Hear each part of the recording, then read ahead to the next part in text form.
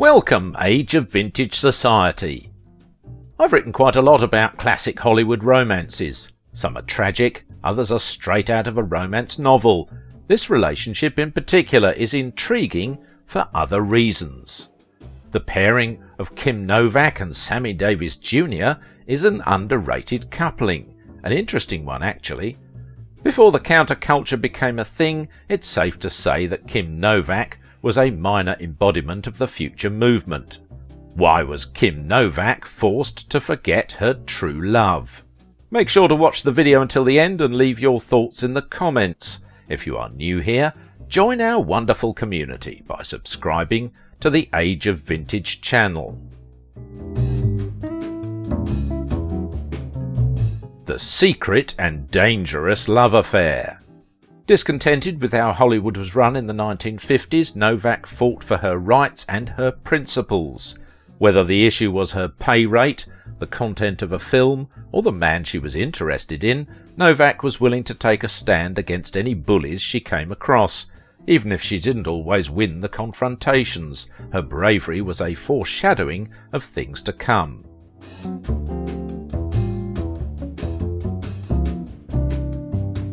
Kim Novak and the love that scandalised Hollywood.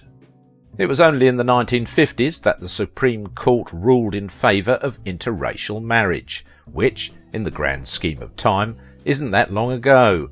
Prior to 1967, it was considered career suicide for a white actor to date anyone outside his or her race. That threat didn't stop Hollywood's top starlet, Kim Novak, from, in 1957, beginning a sizzling, secretive affair with the greatest living entertainer in the world, Sammy Davis Jr. At least it didn't stop her until the mob became involved and lives were put at risk. She was born Marilyn Novak in Chicago in 1933, and she always said she never wanted to be an actress, much less a star. She came to California as Miss Deep Freeze, demonstrating appliances on a sales tour. She said, "I could open a refrigerator door gracefully. That was it, period. I could see where a lot of time might go by before any movie studio would want a girl to open an icebox." Turned out that legendary Harry Cohn of Columbia did want Marilyn, albeit because Rita Hayworth's career was on the slide, and the way Cohn saw it, he needed another sex symbol. At first he wasn't sure he would make anything of Novak. The card at the modelling agency where the 20-year-old was working said, "Hands, marginal, legs, hefty, neck and face, flawless." Cohn put Novak on a stringent diet, all the while calling her that fat Polak behind her back. She followed an exercise regime, she was assigned a makeup artist, her teeth were capped, her hair was dyed blonde, then rinsed to make it gleam lavender in the light. Her name was changed since in the 1950s Marilyn was what you might call already taken.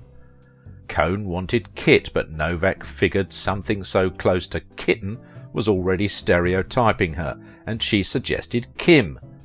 She insisted on keeping her last name, which Cohn thought too ethnic.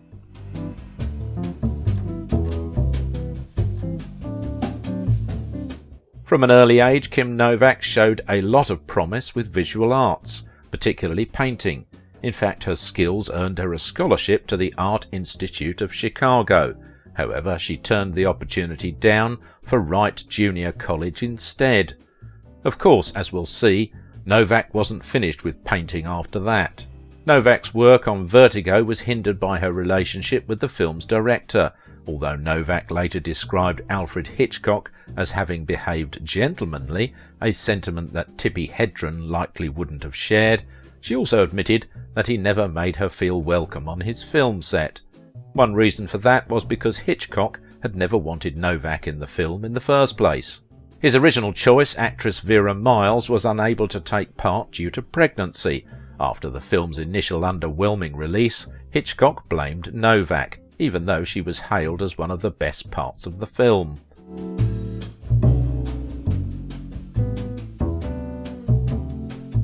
In the fall of 1957, Kim Novak had just finished filming Alfred Hitchcock's Vertigo when she met up with friends at Chicago's then hottest nightclub, Chez Paris. As she sat at the table near the stage, Sammy Davis Jr., singing on stage, focused his attention on her. When the show was over, Davis confided to his friends Janet Leigh and Tony Curtis that he wished to meet Novak.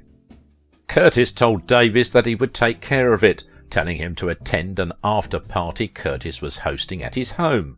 Curtis then approached her and invited her over. At the party, Davis and Novak were inseparable, spending the entire evening together. It was electric. However, they weren't the only ones to notice the intense connection. It's believed that a fellow guest at Curtis's party called a popular gossip column to inform them of Novak's and Davis's chemistry. The next day, in a small section of the gossip column, it appeared, "Which top female, Kim Novak, is seriously dating which big-name entertainer, Sammy Davis Jr." This news spread as gossip usually does, and the night Novak and Davis were seen together at the party would be the last time, that is, by the public. Worried about the impact of the rumour, Davis phoned Novak to apologise for any stress or professional retaliation their brief meeting caused her. Novak didn't mind. In fact, in Davis's autobiography, Sammy, she responded to him by saying, "The studio doesn't own me," and asked him to come over for dinner.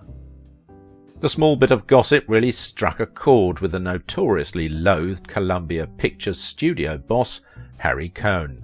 Cohn, who felt like he invested enormous time and money into Kim Novak's career, took complete control over her, or tried to.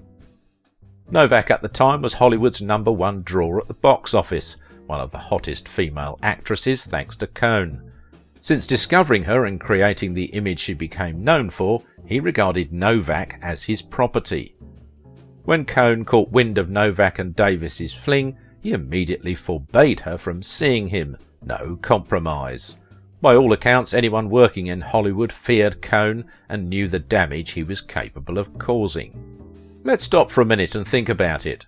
I would be curious, what do you think of Hollywood and Cohn, who forced Kim Novak to conceal her true identity and choose between love and race? Leave your thoughts in the comments.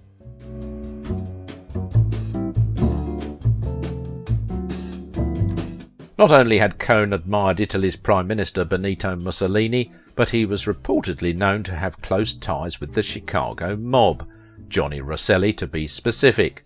Rosselli, Chicago's influential mobster who had orchestrated the mafia's domination within Hollywood and Las Vegas, supposedly even purchased matching ruby stone friendship rings for him and Cohn. Although Cohn demanded that Novak end any relationship she had with Davis, she didn't comply. Cohn even arranged bodyguards to wait in front of Novak's home to ensure Sammy Davis Jr. wouldn't show up. Through the remainder of 1957, the couple continued to hide their relationship. Arthur Silber Jr., one of Davis's best friends, was one of the only persons to witness the budding love affair between Kim Novak and Sammy Davis Jr. In Silber's autobiography, Sammy Davis Jr., Me and My Shadow, he recalls the many times he drove Davis and Novak to a private Malibu beach house he rented, just so the couple could have privacy. According to Silber, when he would chauffeur Davis to the beach house, Davis would cover himself with blankets and hide on the floor of the car, evading any possibility of being exposed. Later that year, in December, Novak flew to Chicago to be with her family for the holidays.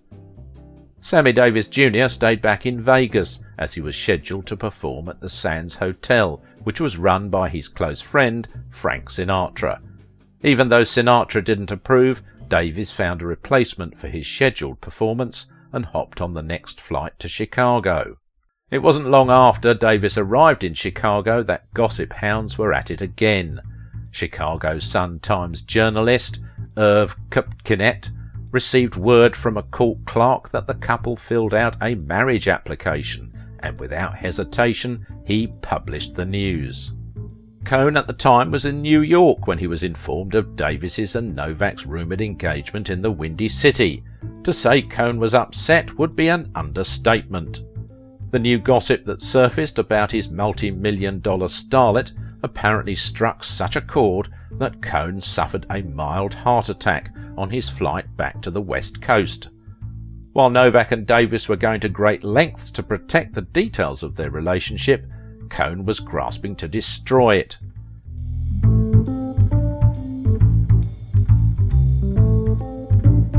In January 1958, with a final attempt to eliminate the couple's affair, Cohn called in a favour from his mobster friends. Mickey Cohen, boss of the Cohen crime family, contacted Davis's father, Sammy Davis Sr., to inform him of the contract hit on his son. Cohen told Davis Sr. that if Davis didn't marry a black woman within 48 hours, he would take out his other eye and break both of his legs. Davis Sr. called his son at his Sands Hotel suite and told him about the hit. Terrified and without any way to protect himself from the mafia, Davis didn't have any other choice but to find a bride. Davis got in touch with a singer who worked at the Silver Slipper Club in Vegas, Lorraine White, whom he had briefly dated in the past.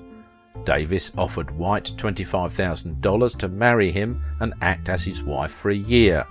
After the year, they would dissolve their marriage and go their separate ways. White agreed to his proposal, and the contract hit against Davis was dropped. On January the 10th, 1958, Davis and White were married in the Emerald Room in the Sands Hotel, only to be divorced 6 months and $25,000 later. With all the turmoil and threats to both lives and careers, Cohn's plan to dissolve the duo's relationship seemed to work. Novak eventually succumbed to Cohn's demands. With her acting career on the line, she retreated from Davis's life.